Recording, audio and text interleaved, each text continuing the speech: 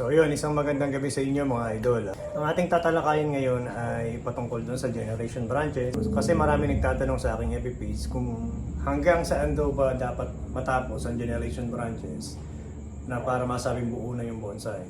So, well, ganito kasi, mahirap sagutin sa comment at magiging ang mangyayari is pare-parehas yung size ng pads natin, pare-parehas yung yari ng generation natin sa mga bonsai natin. Ngayon, itong nakita niyo puno na to, lahat naman ng puno ko na ginagawa dito ay kahit iisang puno lang, pero makikita niyo dyan, meron dyan tertiary, fourth gen. So, depende yon sa classify ng ating material at movement ng ating puno. So, lagi kong sinasabi na nandoon sa movement ng trunk natin at yung imagination natin sa pag-develop ng paddings. So, the more lumiliit ang pads, ibig sabihin, yung generation niya ay umuunti. So, the more naman siya lumalapad, may hinahabol tayo, dumadami yung generation na tinatawag natin sa puno, sa branches natin. So, mapapansin niyo yung puno na to, marami kasing pwedeng gawin sa 1, 2, 3 branching.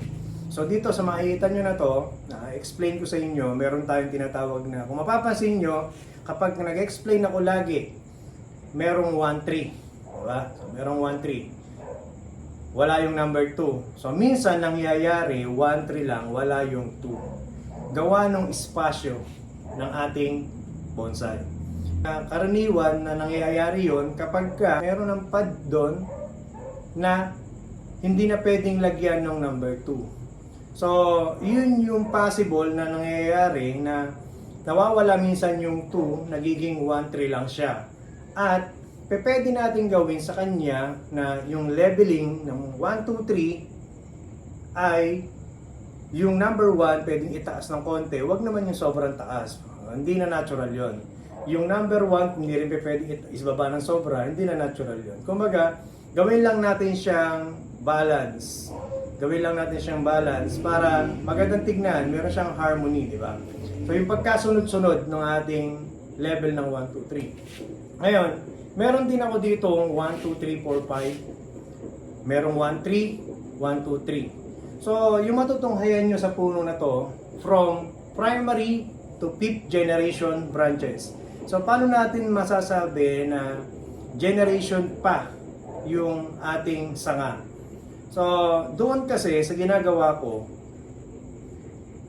base sa experience ko sa ginagawa kong pagbobonsai, para masabi natin siya na generation, yun yung mga nilalatag natin.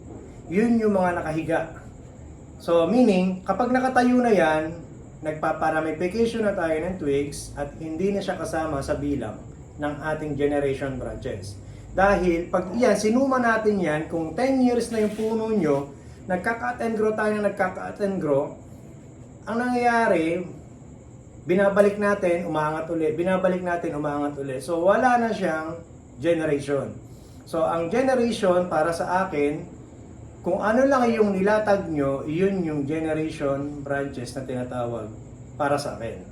So, yun yung pag-aaral ko sa ginagawa kong pagsabi ng generation branches. So, kagaya nito, yung 1, 2, 3, pwede nyo pagsamasamahin yan, yung 1, 2, 3 na yan, na same level. So, depende yun sa approach ng ating pads kung paano natin i-deliver gawa ng movement ng trunk natin. Yun yung mahirap na gawin dahil minsan kapag sobrang likot ng puno, yung imagination natin sa pag-create ng ating pads, kinakailangan masundan natin yung movement ng trunk sa paggawa ng paddings. So kagaya nito, itong pads na to, kung mapapansin nyo, ito yung primary niya. Ito. So pagdating ngayon dito, same level lang yung 1, 2, 3. Nakita niyo, di ba? So same level lang yung 1, 2, 3. So pwede yan. Bakit siya naging same level lang? Dahil, kung mapapansin nyo, diretso lang to eh. Diretso lang yan, di ba? So kung eto ngayon, pumasok doon, nag-movement siya papasok doon, sigurado ko na magkakaroon to ng flow na hindi sila magtatapat-tapat, merong aangat dyan na para mapansin at mag-separate yung pads nung number 1 or number 2. So, depende yun sa magiging pag ano natin ng pads. So, yun yung ibig ko sabihin. So, meron naman dito na mga naka-separate. Makikita nyo yan mamaya. So, yan. Dito muna tayo sa baba. Sa baba. Papakita ko sa inyo yung baba na to. Bakit nagkakaroon ng 1, 2, 3, 4, 5? Hindi siya 1, 2, 3. Gawa ng yung trunk kasi, kung mapapansin nyo, yung first branch niya, nandito sa part na to, yung trunk ngayon, sumugod doon. So ngayon, kung gagawin natin itong 1, 2, 3 lang, magpapantay ito dito. Magpapantayan dyan, okay? So, need natin siyang palabasin para makapag-create tayo ng triangle design doon sa bonsai natin, di ba? So, simulan natin sa primary. So, ito ay primary. Yan, ito yung primary, yung hawak ko na yan, okay? So, pagdating ngayon dyan sa primary, dahil siya Yamadori, medyo pang tignan, di ba? Kasi, tingnan nyo yung ano niya, di ba dapat 45 degrees siya, di ba? So, baliktad. So, ang ibig ko lang sabihin dyan, ito ay create ng nature. Nasayang naman kung tatanggalin natin, ikaw na artist, binigyan ka ng kaisipan na malawak para maintindihan mo sila, di ba? So, ikaw yung sinasabi na ikaw na yung mag-create ng design na gusto mo sa kanya. Basta meron tayong balance, proportion, maturity, and harmony. Yung apat na yan. So, ito yung primary. Then, pagdating ngayon dito, 1, 2, 3. So, nag-create ako ng 1, 2, 3 sa iisang primary. Then, pagdating ngayon dito sa ramification niya, so, ito ngayon ay 1, 2, 3. 1, 2, 3, 4. So, mapapansin nyo, apat yung likod kasi yun yung sinasabi ko. Dahil, kung ito ay 1, 2, 3 lang, magpapantay ito. Ito tsaka iyan, magpapantay, di ba? So, kailangan pahabain yan. So, kailangan magdagdag tayo ng secondary.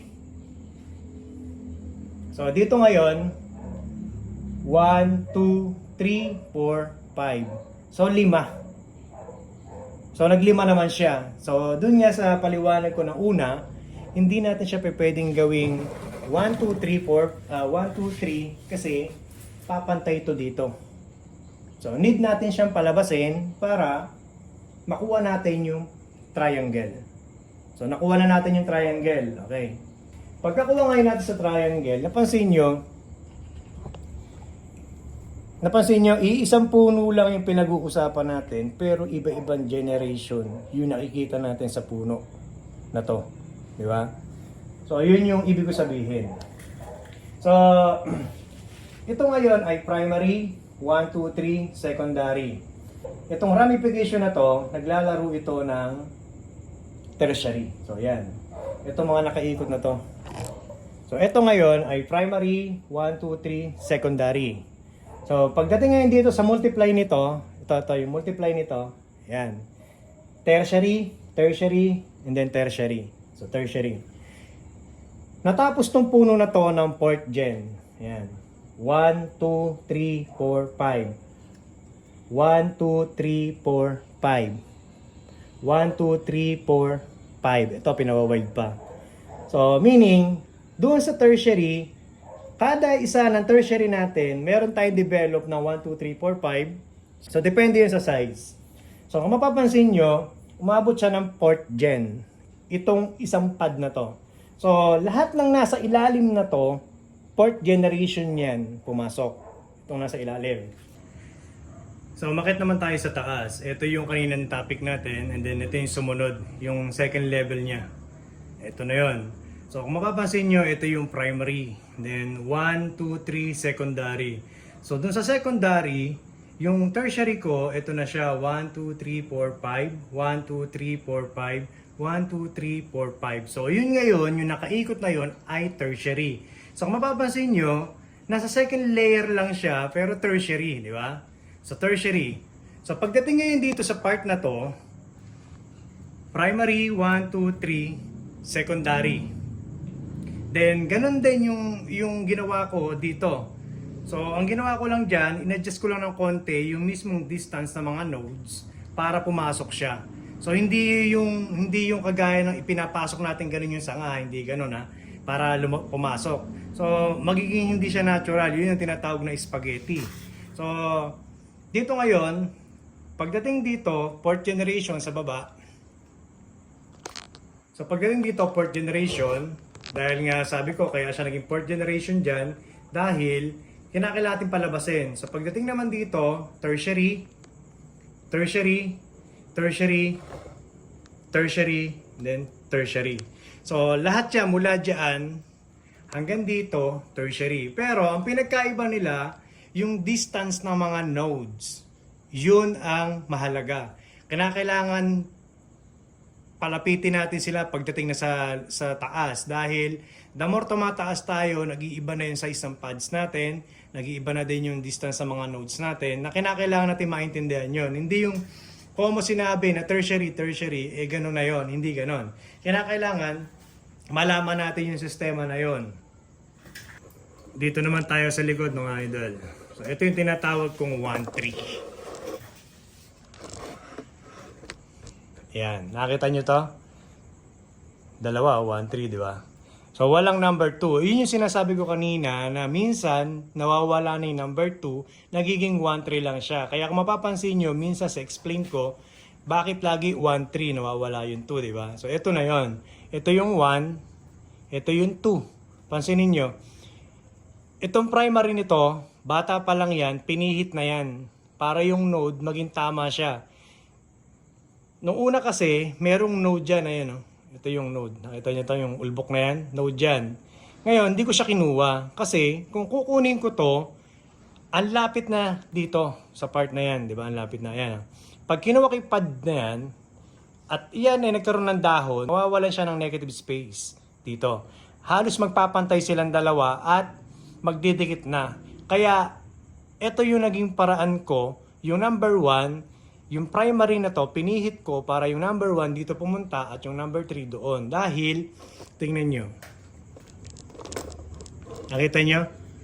Merong negative space. Kasi nga, kung kumuha ko ng number 2, ang mangyayari sa kanya, hindi na magiging depth to. Dahil masasaraduhan na at maghaharang na rin dito. So, madalit salita, yung pads nito at saka yung pads niyan, yung mga major nila, nakaganyan. Hindi siya nakaayon na ganito or nakaganyan.